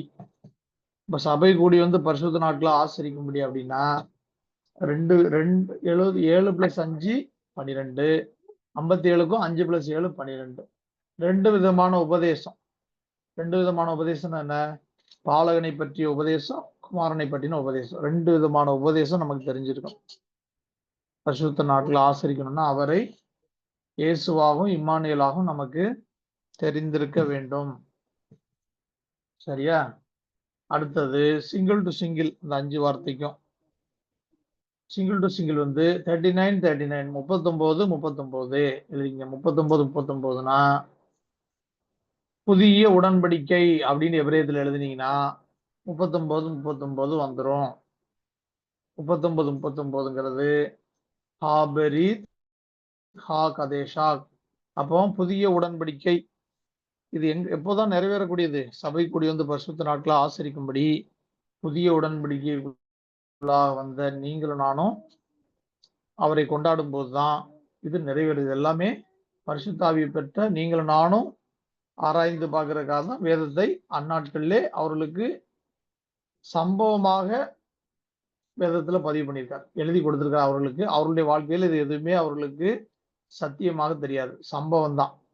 இதுல இருந்து நீங்களும் நானும் பரிசுத்தாவி பெற்ற நீங்களும் நானும் தான் புரிஞ்சு படிக்கிறதுக்காக அதுல இருந்து வேதத்தின் மகத்துவங்களாக சத்தியமா எழுதி கொடுத்திருக்கிறார். இப்போ இந்த திருத்துவம் இது எல்லாமே புதிய ஏற்பாட்டுல அப்போஸ்தலனாகிய பவுலுக்கு பிறகுதான் இது எல்லாமே ஆண்டவர் வந்து விளக்கி கொடுக்கிறார். ஐ ஆம் த எலபன்ட் டவுனா நான் தான் அப்படிங்கறத கர்த்தர் தான் அவருக்கு வெளிப்படுத்தி கொடுக்கிறார். அதுக்கப்புறம் தான் இது எல்லாமே உள்ள வந்து இந்த திருத்துவத்தை பற்றின உபதேசம் இது எல்லாமே உள்ள கொண்டு வர்றாரு. அது வரைக்கும் எல்லாருக்கும் மறைவாதான் இருந்தது.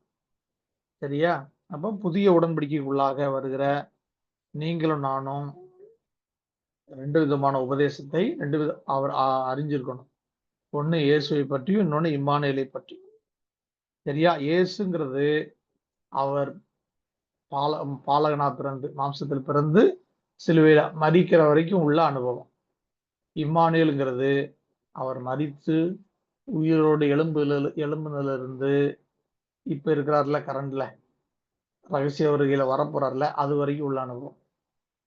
வேதம் தேவனை அறிகிற அறிவில் வளருங்கள்னு சொல்லும் போது அந்த பாலகனா பிறந்து மரிச்சார் இல்லையா சிலுவையில, அவரை அறிகிற அந்த இயேசுவை அறிகிற அறிவில் வளர சொல்லல. இந்த உயிர் தெழுந்த பின்பு இப்பொழுது ஆவியா இருக்கிறார்ல, உயிரோடு இருக்கிறார்ல, ஆவியா இருக்கிற கர்த்தர், அவரை அறிகிற அறிவிலே வளர வேண்டும் சொல்லு. அந்த தேவன் ஆவியா இருக்கிற கர்த்தர், அவரை அறிகிற அறிவிலே நீங்கள் நானும் ஏன் வளரணும்னு சொன்னா, அவரோட தான் நித்தியத்திலே யுகமா வாழ போறோம். ஆத்ம மணவாளன் கர்த்தராகிய இயேசு கிறிஸ்து குமாரன் அப்படின்னு அவரை வேதம் காட்டுது. அவரை அறிகிற அறிவில வளரணும். ஏன்னா அவரோட தான் நித்தியத்துல போய் வாழ போறோம். வேதம் அவர் அழகா பிரிச்சு காட்டு.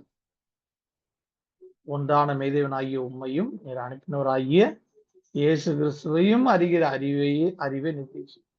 இந்த ஒன்றான மெய்தேவன்கிறது பிதா, நீர் அனுப்பினவராகிய கர்த்தராகிய இயேசு கிறிஸ்து அப்படிங்கிறது தான் நம்ம ஆத்ம மணவாளன். அவரை நல்லா புரிஞ்சு கொள்ளணும். இந்த உயிர்த்தெழுந்த பின்பு இருக்கிறார் இல்லையா, அவரை தான் வேதம் குமாரன்னு காண்பிக்குது. இந்த தேவனுடைய ராஜ்யம் கர்த்தத்துவம் அவருடைய தோளின் மேல் இருக்குன்னு வாசிக்கிறோம்ல ஏசாயா 9:6. அது இவருடைய தோல் மேலதான் இருக்கு.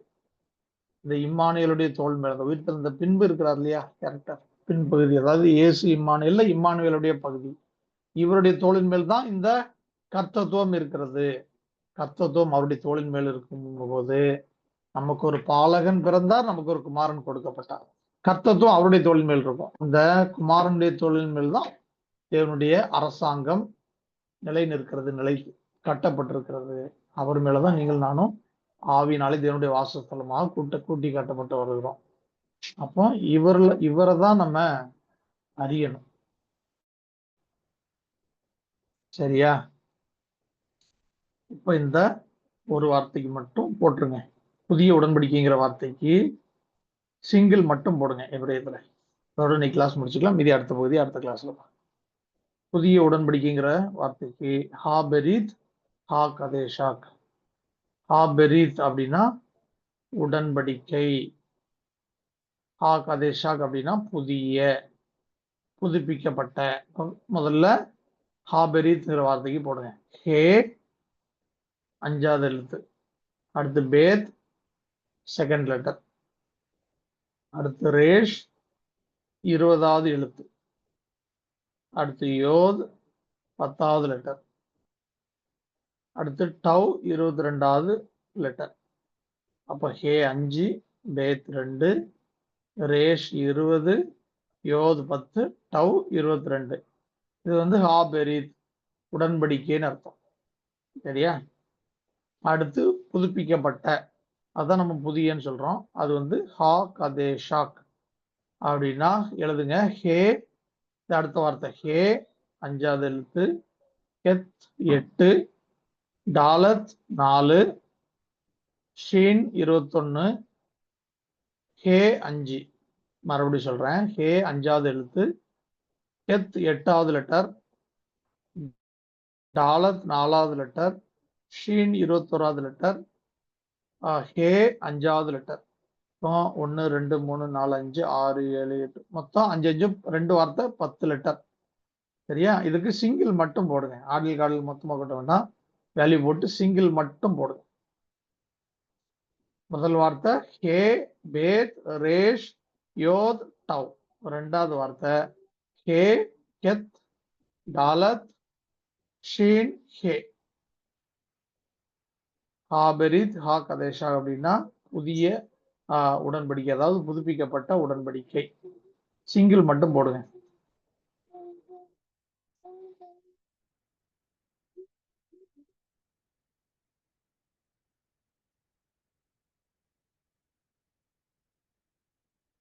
சிங்கிள் வேல்யூ மட்டும் போடுங்க. கிளாஸ் முடிச்சுட்டு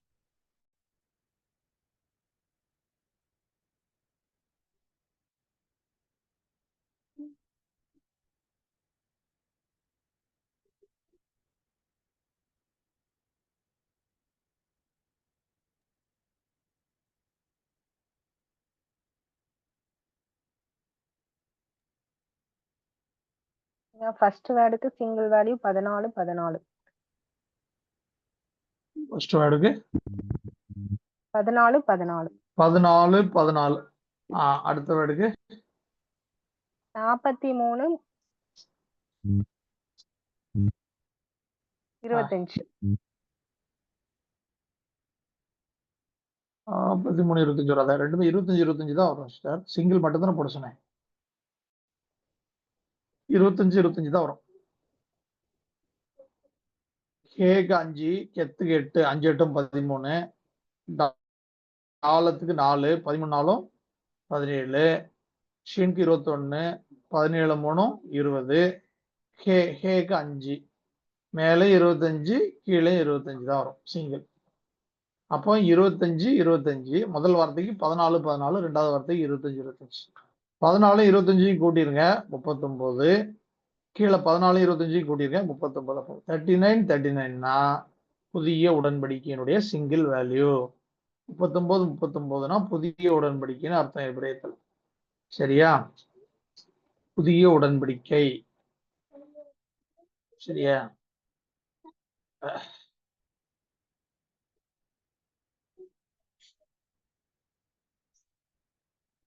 புதிய உடன்படிக்கைன்னு போட்டு 39 39 போட்டுக்கங்க. 39 39னா ஆபரித் ஆகதேஷாக். புதிய உடன்படிக்கையில வர்ற நமக்கு 2 விதமான உபதேசம் தெரிஞ்சிருக்கணும். ஒண்ணு இயேசுவை பற்றியும் தெரிஞ்சிருக்கணும், இம்மானுவேலை பற்றியும் தெரிஞ்சிருக்கணும், ரட்சிப்பின் அனுபவத்தை பற்றியும் தெரிஞ்சிருக்கணும், நித்திய மகிமை அடைகிற அனுபவத்தை பற்றியும் தெரிஞ்சிருக்கணும். சரியா? அதனால ரட்சிக்கப்பட்ட எல்லாரும் பரலோகத்துக்கு போயிடுவாங்கன்னு சொல்லவே கூடாது. ரட்சிக்கப்படுங்கிறது பாவத்திலிருந்து விடுதலை ஆகிற அனுபவம். நித்திய ஜீவனுக்கு போகிறதுங்கிறது ஆத்மா அறிவடைந்து அவருடைய சாயலாக மாறுகிற அனுபவம். ரெண்டும் வேற வேற. ரட்சிக்கப்பட்ட எல்லாரும் நித்தியத்துக்கு போறது கிடையாது. அதை சத்தியத்தை அறியாதவர்கள் சொல்லுகிற காரியம். எல்லாரும் பரலோகம் பெறும். பாவம் மன்னிப்புட்டா, பரிசுத்தான அபிஷேகம் பெற்றுட்டா எல்லாரும் போயிடும். நல்லா தெரிஞ்சு கொள்ளுங்க. செங்கடலை எல்லாரும் கடந்தார்கள். எகிப்திலிருந்து வெளியே வரும்போது எல்லா இஸ்ரவேலர்களும் செங்கடலை கடந்துட்டான். ஒருத்தர் கூட இல்லை, பாக்கி இல்லை. ஆனால் யோர்தானை கடந்து கானானுக்குள்ள போனது, செங்கடலை கடந்து செங்கடல் கடந்து எல்லாரும் கானானுக்குள்ள போயிட்டாங்களா? யோர்தானை கடந்து இல்லை. தான் வேதம் சொல்லுது நமக்கு. அழைக்கப்பட்டவர்கள் அநேகர், தெரிந்து கொள்ளப்பட்டவர்களோ சிலர். அநேகர் உட்பிரவேசிக்க வகை தேடினாலும் அவர்களாலே கூடாமல் போகும் இடுக்கமான வாசல் வழியாய் உட்பிரவேசிக்க பிரயாசப்படுங்கள். பிரயாசப்பட்டாதான் பிரயாசப்படுங்கள். அநேகர் உட்பிரவேசிக்க வகை தேடினாலும் அவர்களாலே கூடாமல் போகும்ங்கிறது தான் சத்தியம். சரியா? இதோட அடுத்த கிளாஸ்ல மீதிய கண்டினியூ பண்ணலாம். ஐயா ராஜ்யா இருக்கீங்களா? ஜாப் பண்றீங்களா?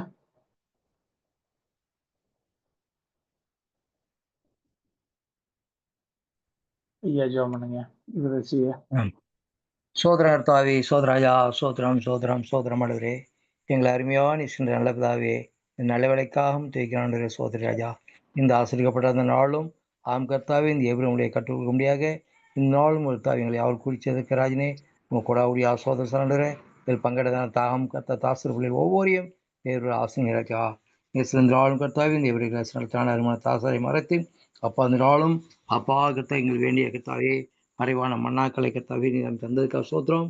விசேஷமாக தேவியமும் 23 அதிகாரத்தில் 1-2 வருஷங்களை குறித்தான விளக்கங்களை குறித்தும் ஆம் கர்த்தாவே மற்ற காரியங்களை குறித்தும் இந்த நாள் அறிவித்து கொடுத்தீரே. ஆம் கர்த்தா மறைவான ரகசியங்களை அறிந்து கொடுத்து ஆம் கர்த்தா உங்கள் கர்த்தாவே நாங்கள் மகிழ்ந்து கழிவுந்து எப்படியும் ஆம் கர்த்தாவே பேருக்க வாழ்வது அல்ல. ஆம் கர்த்தா உண்மையாய் கர்த்தா ராஜா உமக்கு ஒப்பு கொடுத்து ஆம் கர்த்தா வாழக்கூடிய மனவாட்டி மாத்திரமே இந்த மகிமைக்குரிய பாத்திரங்களாக இருக்கிறதுனாலே அதை கேட்டபடி ஒவ்வொரு ஆயத்தப்படுத்த இருக்க சொன்னீங்க. ஆம் கர்த்தாவே அதை கேட்டபடியாக அப்பா அது கலந்து கொண்ட ஒவ்வொரையும் பேர் வாசிங்க. ஆம் கர்த்தா ஒவ்வொரும் ஆவிகள் எழும்பி பிராசு இருக்கிறீங்க. ஆம் கர்த்தாவே வேதவாசியங்களை ஒவ்வொரு நாளும் ஆம் கர்த்தாவே அறிந்து உணர்ந்து வேதத்துள்ள மகத்துவமான ரகசியங்களை அறிந்து கொண்டு வளர்ந்து வருக. அப்பா கர்த்தாவே புதிய உடன்படிக்கையும் ஆம் கர்த்தாவே இருக்கும் நாளே எல்லாம் அறிந்து உணர்ந்து ஆம் கர்த்தா உங்களுக்கு மகிழ்ந்து கழிவுற உதவிச்சிங்க. தொடர்ந்து நடத்து ஆண்டுற ஆம் கர்த்தாவே இந்த கிளாஸ் நடத்தினால அறிவான ஆம் கர்த்தா உங்க தாசரை பலப்படுதுங்க. சரியத்துக்கு வேண்டிய பரிவு சோத்தாரும் பலப்படுதுங்க.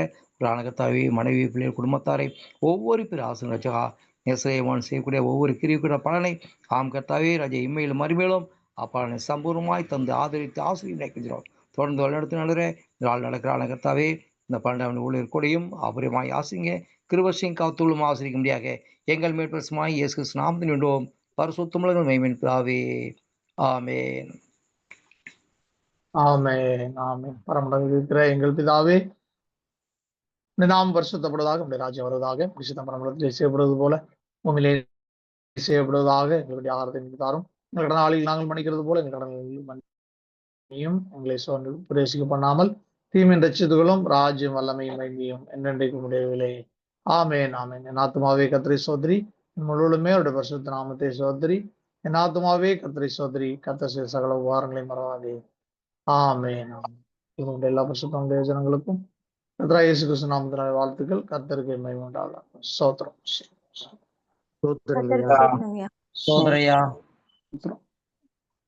ஸ்தோத்திரம் ஸ்தோத்திரம்.